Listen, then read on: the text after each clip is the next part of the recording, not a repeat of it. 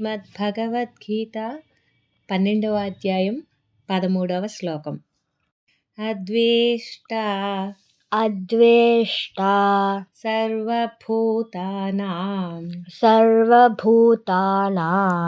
అద్వేష్టా సర్వభూతానాం అద్వేష్టా సర్వభూతానాం మైత్రః మైత్రః కరుణ కరుణ ఏవ చ మైత్రః కరుణ ఏవ చ మైత్రః కరుణ ఏవ చ అద్వేష్టా సర్వభూతానాం మైత్రః కరుణ ఏవ చ అద్వేష్టా సర్వభూతానాం మైత్రః కరుణ ఏవ చ నిర్మమో నిరహంకారః నిర్మమో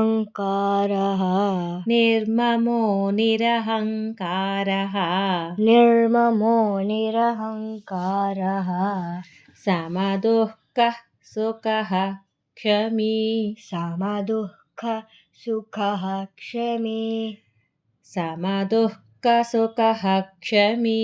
సమదుఃఖః సుఖః క్షమీ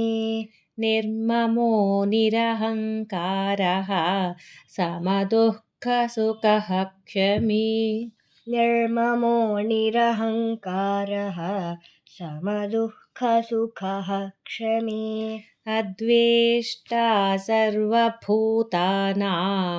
మైత్రః కరుణ ఏవ చ నిర్మమో నిరహంకారః సమదుఃఖః సుఖః క్షమీ అద్వేష్టా సర్వభూతానాం మైత్రః కరుణ ఏవ చ నిర్మమో నిరహంకారః సమదుఃఖ సుఖః క్షమీ.